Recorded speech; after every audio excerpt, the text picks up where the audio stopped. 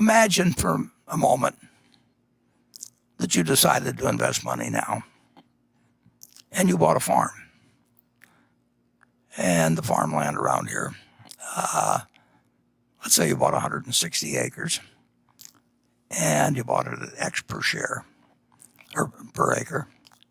And the farmer next to you had 160 identical acres, same contour, same quality of soil quality. So it was identical. And that farmer next door to you was a very peculiar character, because every day that farmer with the identical farm said, "I'll sell you my farm, or I'll buy your farm at a certain price," which he would name. Now, that's a very obliging neighbor.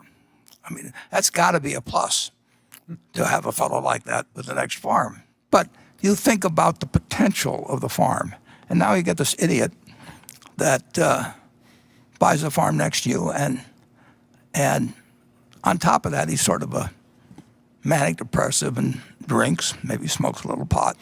So his numbers just go all over the place. Now, the only thing you have to do is to remember that this guy next door is there to serve you and not to instruct you. You bought the farm because you thought the farm was had the potential. You don't really need a quote on it. If you bought in with John D. Rockefeller or Andrew Carnegie, and there were never any quote. But when you bought the farm, you looked at what the farm would produce. That was what went through your mind. You were saying to yourself, "I'm paying X dollars per acre. I think I'll get so many bushels of corn or soybeans on average. Some years good, some years bad. Some years the price will be good, some years the price will be bad, etc." But you think about the potential of the farm. You bought into the business. And that's what you're doing when you buy stocks. But you get this added advantage that you do have this neighbor who you're not obliged to listen to at all, who is going to give you a price every day, and he's going to have his ups and downs. And maybe he'll name a silly price that he'll buy at, in which case you sell if you want to. Or maybe he'll name a very low price and you'll buy his farm from him. But you don't have to.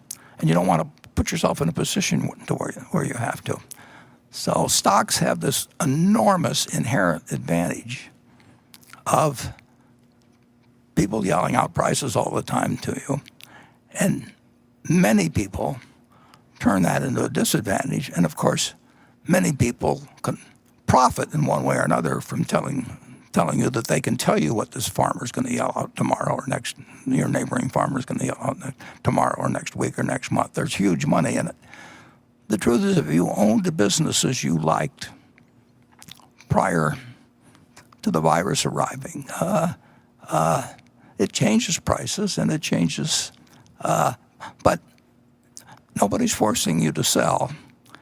And if you really like the business and you like the management you're in with, and the business hasn't fundamentally changed, if you really had a farm and you had this neighbor, and one day he offered you $2,000 an acre, and the next day he offers you $1,200 an acre, and maybe the day after that he offers you $800 an acre, are you really going to feel that at $2,000 an acre, when you had evaluated what the farm would produce, are you going to let this guy drive you into thinking I better sell because his number keeps coming in lower all the time? It's a very, very, very important matter to bring the right psychological approach to owning common stocks. But I will tell you, if you bet on America and sustain that position for decades, you're going to do better than,